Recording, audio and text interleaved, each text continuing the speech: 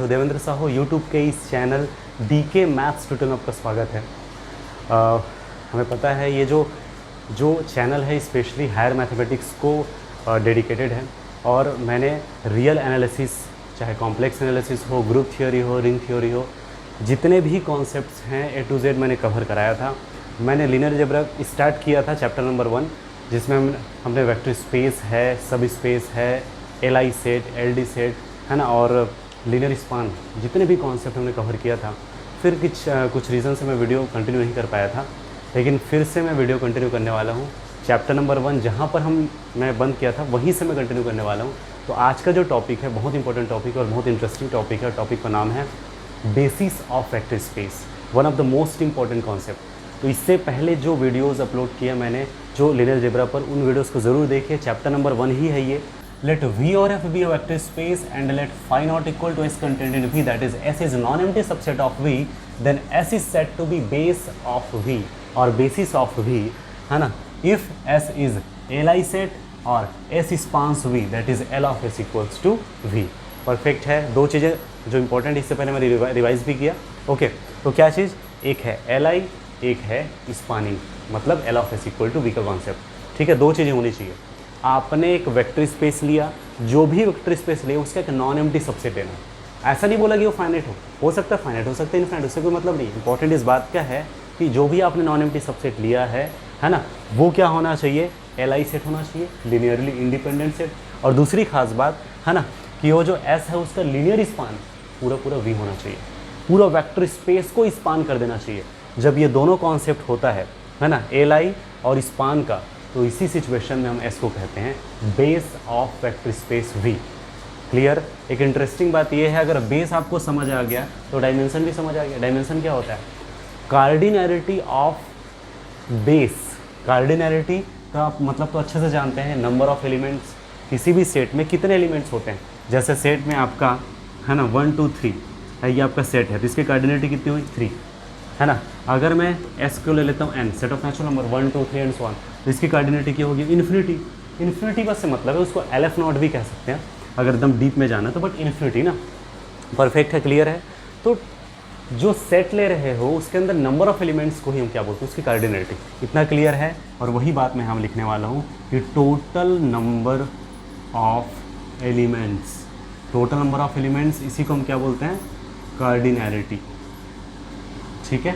Infinite के situation में एक तरह से ये है ना पोटेंशियल है ना, ठीक है, कितने एलिमेंट्स उसके अंदर होंगे उसकी क्षमता को दर्शाता है। लेकिन फाइनाइट के सिचुएशन में क्या, डायरेक्टली आप बता सकते हो कितने।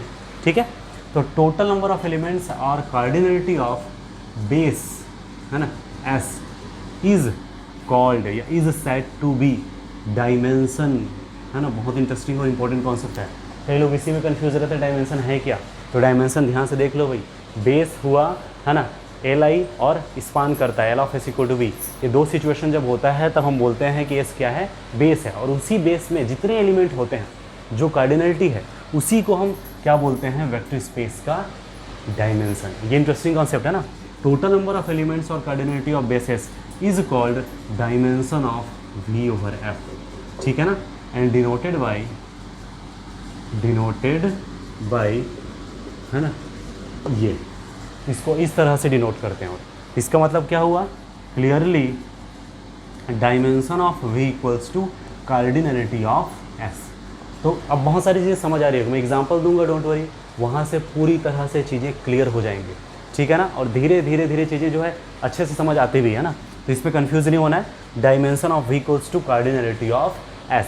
अब एग्जाम्पल्स देख लेते हैं। ठीक है, वेक्टर स्पेस में कंसिडर कर रहा हूँ है ना, फिर उसके जो है हम बेस देखेंगे, और बेस के बाद आप बताना उसकी कार्डिनैरिटी कितना है, वही क्या हो जाएगा, डायमेंशन। ठीक है ना। तो जैसे मैंने एग्जांपल के तौर पे लिया है ना, सबसे पहले V over F equals to है ना R ओवर R।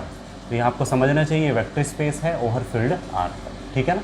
इनके बेस को मैं यहाँ लिख रहा हूँ और फिर बेस के बाद इसकी कार्डिनैरिटी यानी कि डायमेंशन को यहाँ लिख रहा हूँ। ठीक है ना। डायमेंशन जो होती है वो वेक्टर स्पेस की कहलाती है। ठीक है ना। और कार्डिनैरिटी किसकी होती है, बेस की, ये ध्यान रखना है। तो यहाँ पे आपको पता होना चाहिए है ना, यहाँ वेक्टर स्पेस R है। ठीक है ना।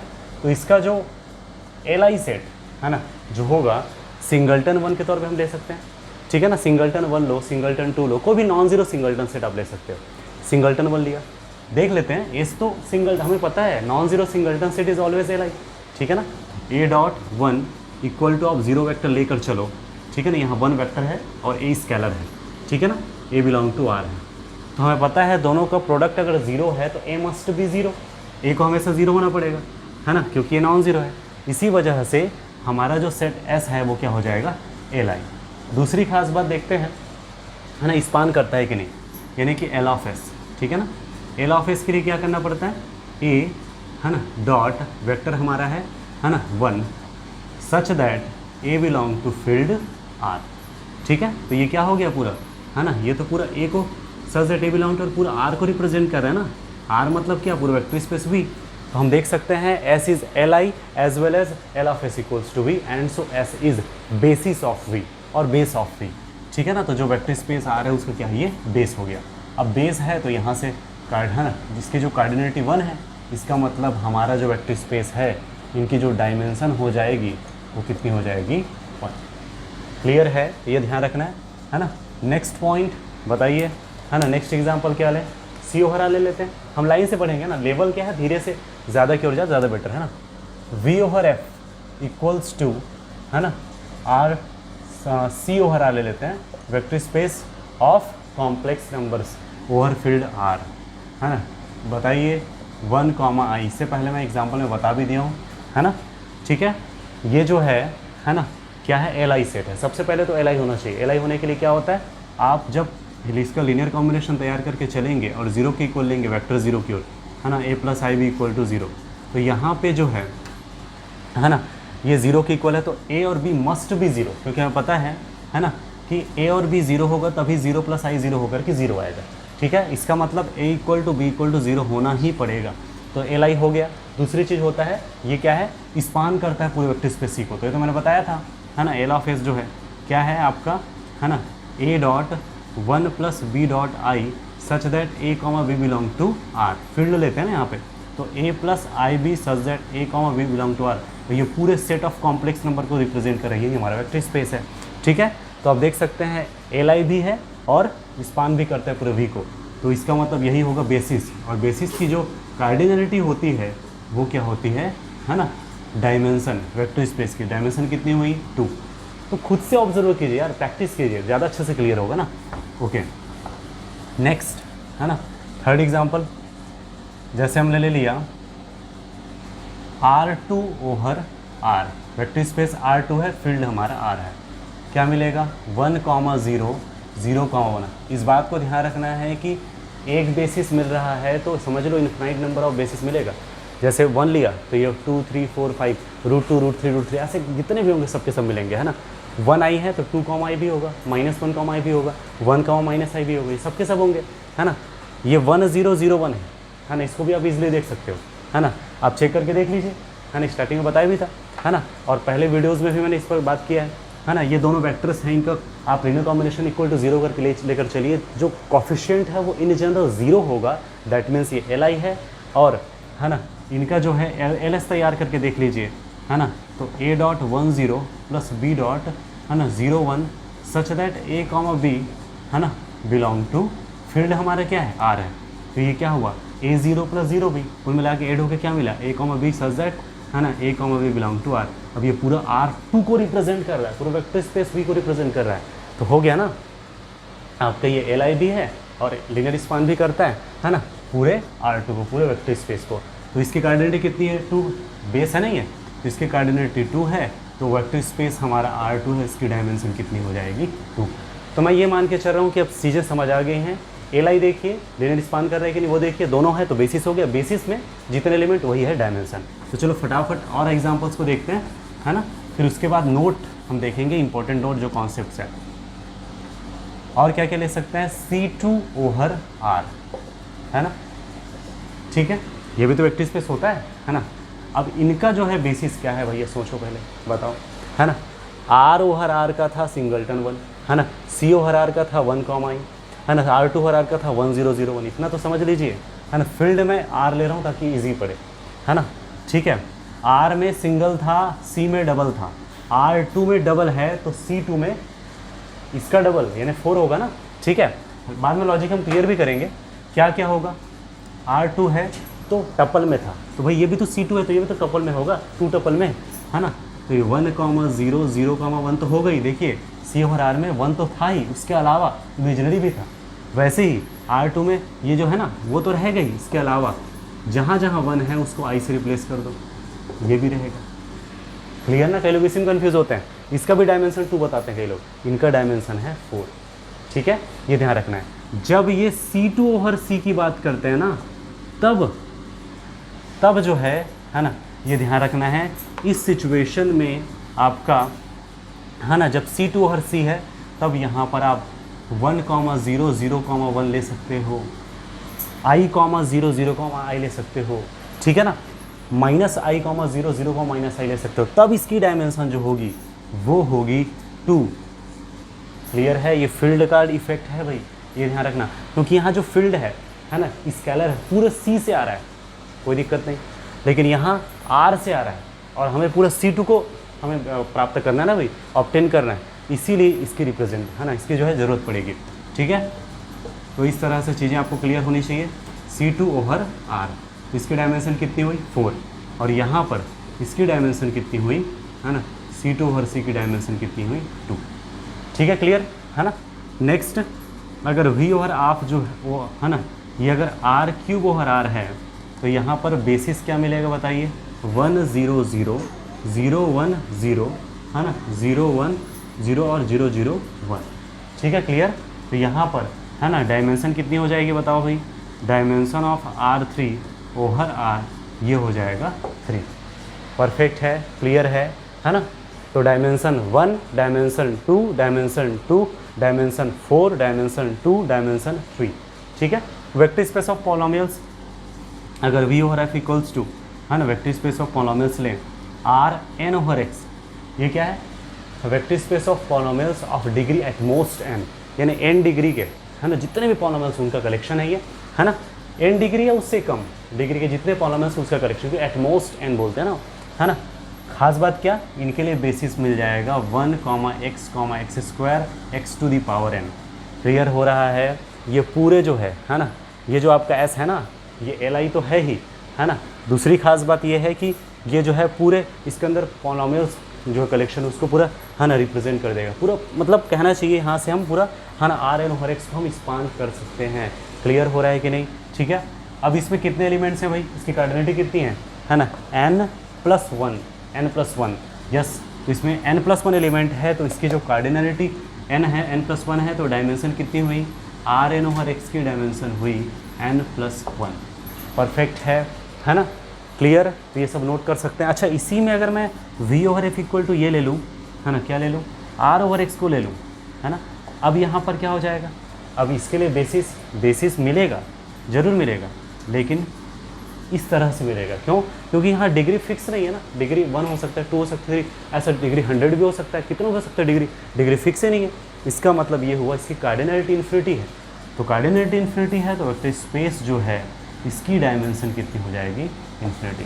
ठीक है, तो जहाँ आपको फाइनाइट बेसिस नहीं मिलता है तो समझ लेना कि कार्डिनलिटी इन्फिनाइट, इसका मतलब डायमेंशन क्या होगा, इन्फिनाइट। तो इस तरह से चीज़ों को अच्छे से क्लियर रखना है। कुछ इंपॉर्टेंट नोट है वो देख लेते हैं। तो सबसे पहले चीज़, dimension of F over F equals to 1, है ना। We know that F is field, है ना, and every field is vector space over its sub field, है ना। और हमें ये भी पता है कि कोई भी सेट खुद का सबसेट होता है। तो इस कॉन्सेप्ट से क्या हुआ, है ना, every field is vector space over itself. Perfect ना। तो F ओवर F जो है एक वेक्टर स्पेस है। अब बात आती है इनकी डायमेंशन क्या होगी, है ना। ये चाहे काउंटेबल हो चाहे अनकाउंटेबल, से कोई फर्क नहीं पड़ता, डायमेंशन जो होगी इसकी वो होगी 1। ये सबसे इंटरेस्टिंग कॉन्सेप्ट है, ये ध्यान रखना ना। Where F is any field, कोई भी फील्ड हो, है ना, परफेक्ट कोई भी फील्ड हो, इनकी डायमेंशन हमेशा कितनी होगी, 1। ठीक है, क्लियर है। आप नॉर्मल तरीके से ऑब्जर्व भी कीजिए, कभी कभी लॉजिक भी हम लगा सकते हैं, तो प्रूफ भी देख सकते हैं, क्या दिक्कत है। हमारा जो वेक्टर स्पेस है वो इस पैटर्न में है, ठीक है, क्लियर है, इस पैटर्न में। अब यहाँ पे आप लॉजिक लगाओ, हमने S जो है फील्ड, जो भी हमारा जो वेक्टर स्पेस है ना, वो फील्ड है।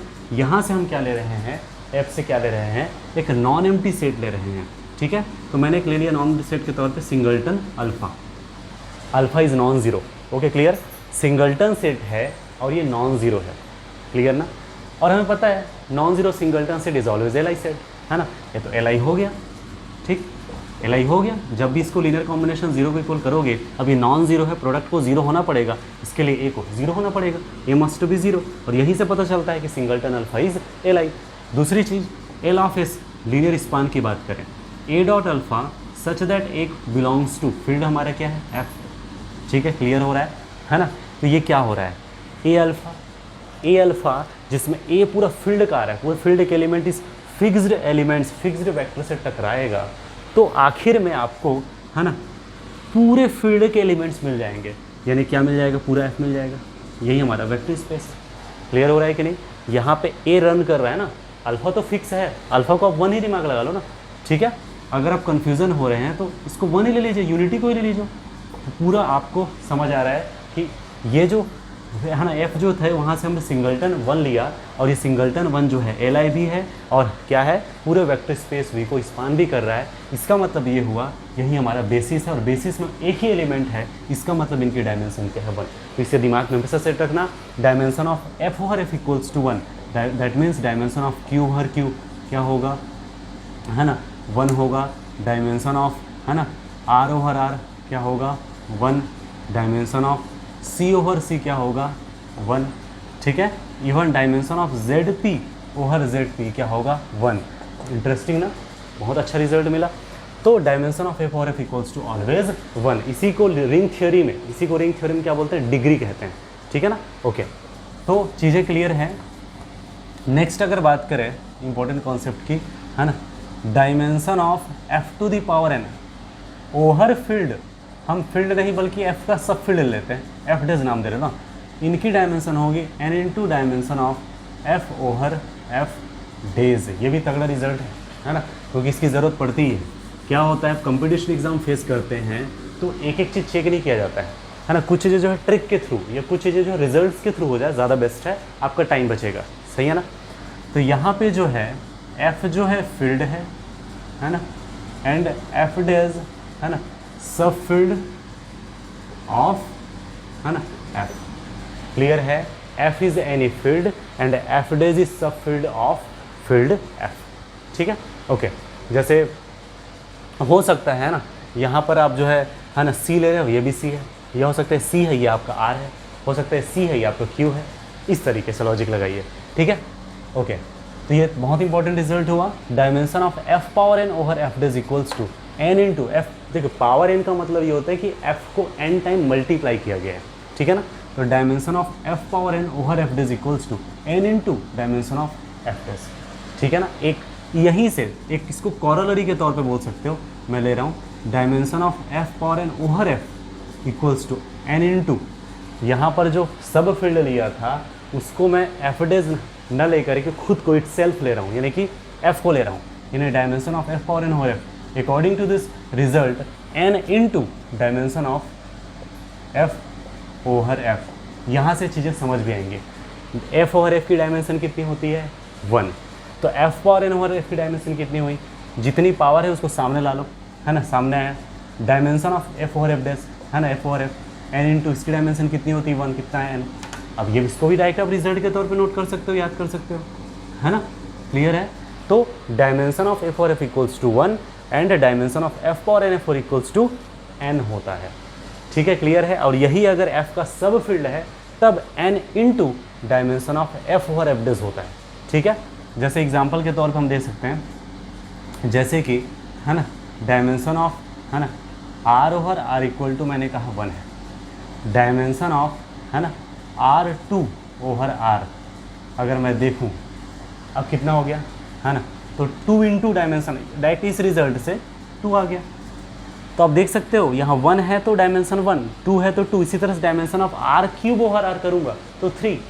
तो कितना इजी रिजल्ट हो गया। बट ये दोनों सेम है तब हो रहा है, अलग अलग लेता हूँ। जैसे कि dimension of C over C तब तो, है ना, 1 है, ठीक है, ओके, क्लियर।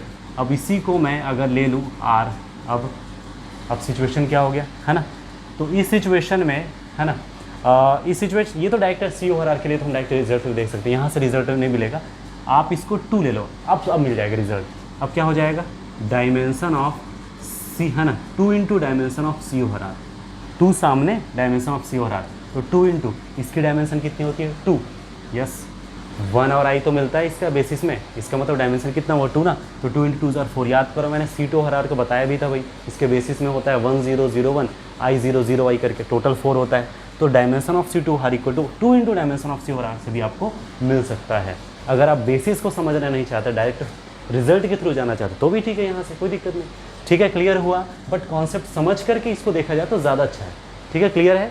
तो 3 चीज़ें बहुत अच्छे से समझ लेना है, dimension of F over F equals to 1, ठीक है, और dimension of F power N over F equals to है तो एन होगा direct, dimension of F power N over F डेज है तो N into dimension of F over F डेज, क्लियर है। एक जो है इंपॉर्टेंट रिजल्ट है एल आई सेट का रिजल्ट है, वहाँ पे हमें देखना था, बट है ना मुझे लगता है यहाँ इंपॉर्टेंट कॉन्सेप्ट है वो भी दिया है ना, दिया जा सकता है ना। Let V over F be a vector space, ठीक है पहली चीज है ना, एंड लेट है ना phi not equal to S contained in V, यानी एस जो है वी का नॉन एम्प्टी सबसेट है, ओके, सच दैट है ना S equal to x1 x2 and so on xn।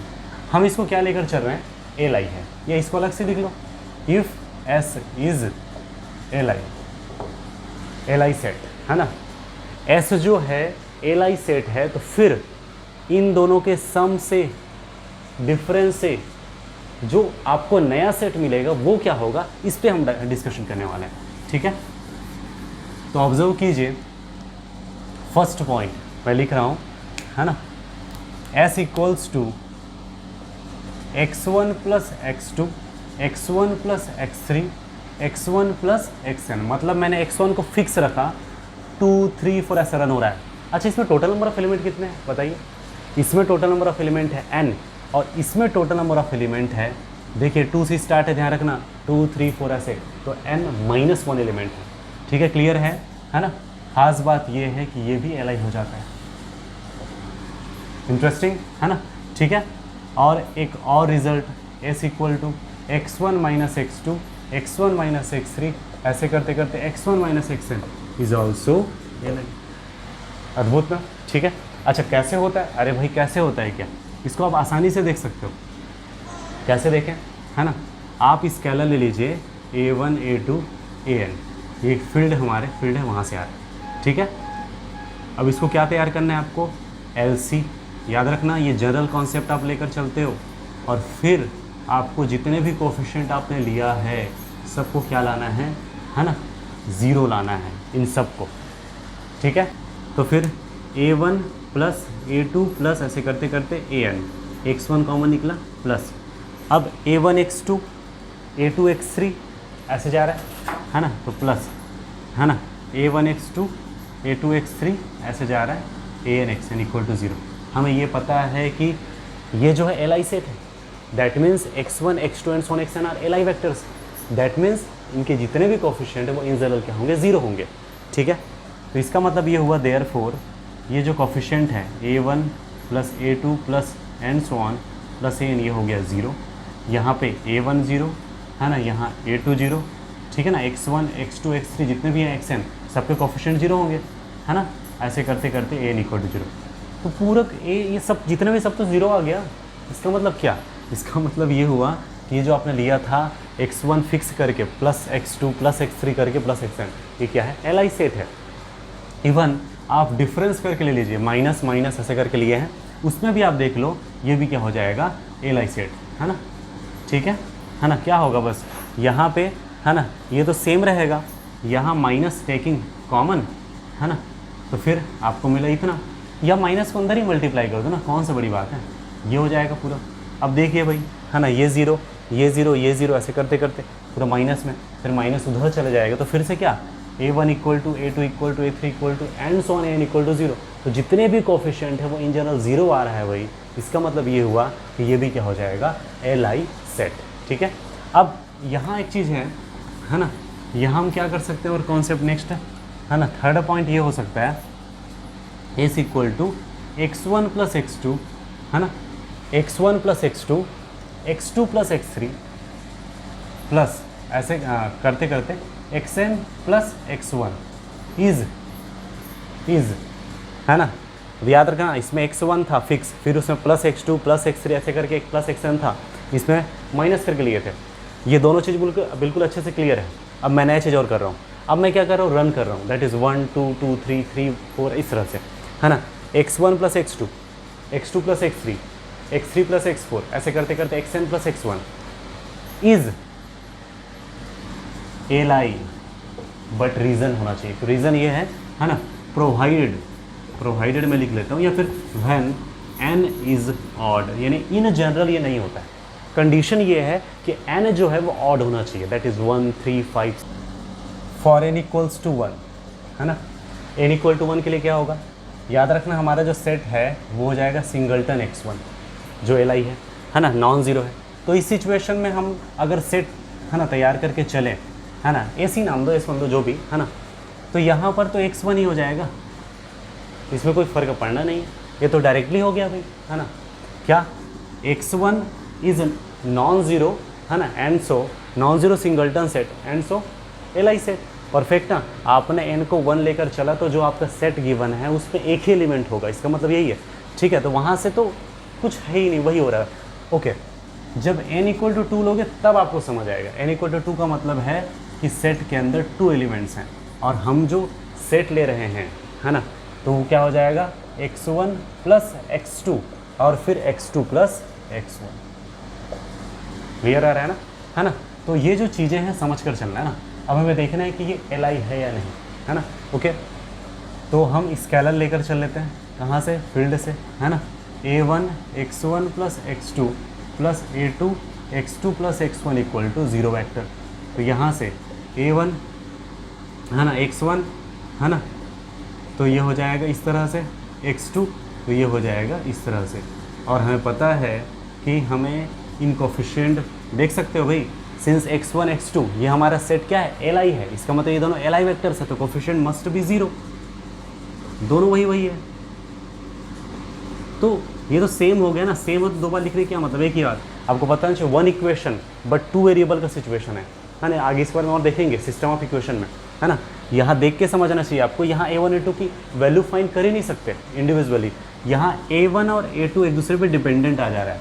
That means a1 अगर 1 लोगे तो a2 -1 ले सकते हो, a1 अगर 2 लोगे तो 2 आप माइनस, मतलब एक दूसरे पे डिपेंडेंसी आ रही है। इसका मतलब ये हुआ कि ये जो आपका सेट हो LD हो गया, गड़बड़ है।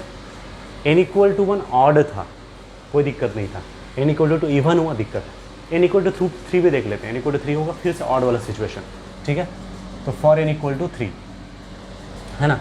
तो n इक्वल टू 3 के लिए सिचुएशन क्या होगा, तो देखिए मैंने यहाँ लिखा है ना।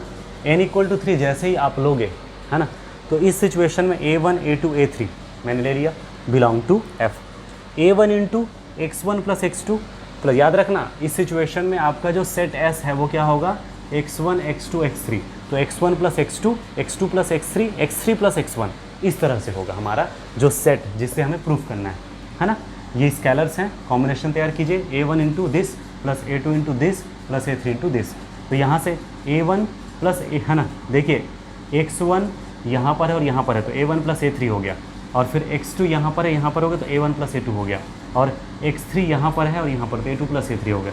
ये जो कोफिशिएंट हैं ये सब के सब इंडिविजुअली 0 होंगे। क्यों होंगे, क्योंकि हमारा ये जो सेट है वो li है, आप लेकर चल रहे हो, यानी कि ये जो वेक्टर्स हैं वो li वेक्टर्स हुए, है ना। ये जो वेक्टर्स हैं li वेक्टर्स है ना, तो कोफिशिएंट क्या होंगे, 0 0। अब इनको सब्ट्रैक्ट करो, तो मैंने सब्ट्रैक्ट कर लीजिए, तो a3 माइनस a2 आएगा, a3 माइनस a2, है ना। इनको सब्ट्रैक्ट करने से a3 माइनस a2, और ये इक्वेशन a2 प्लस a3 तो है ही, a2 प्लस a3 या a3 प्लस a2, है ना। इसको ऐड कीजिए, 2a3 इक्वल टू 0, तो a3 इक्वल टू 0 आ गया, इंडिविजुअली वैल्यू मिल गई ना, और वो भी 0 मिल रही है। a3 इक्वल टू 0 है ना, a3 इक्वल टू 0 को यहाँ पुट कीजिए, a2 equal to 0, a2 equal to 0 को यहाँ पुट कीजिए, a1 equal to 0, that means all ai's are 0 and so, है ना, this set will be li set. तो आप यहाँ से लॉजिक लगाओ ना, n इक्वल टू 1 पे li, 2 पे LD, 3 पे li, 4 पे LD होगा, 5 पे फिर li हो जाएगा। इसका मतलब जो थर्ड नंबर का रिजल्ट में लिखाया हो ना 4th पॉइंट में, है ना, वो यही है ना, कि बिल्कुल क्लियर होना रहना चाहिए कि x1 x2 x1 xn अगर li है तो फिर x1 plus x2, x2 plus x3 ऐसे करते करते xn plus x1 is a like provided n is odd. तो मैं उम्मीद करता हूँ आज का जो कॉन्सेप्ट आपको क्लियर हुआ होगा।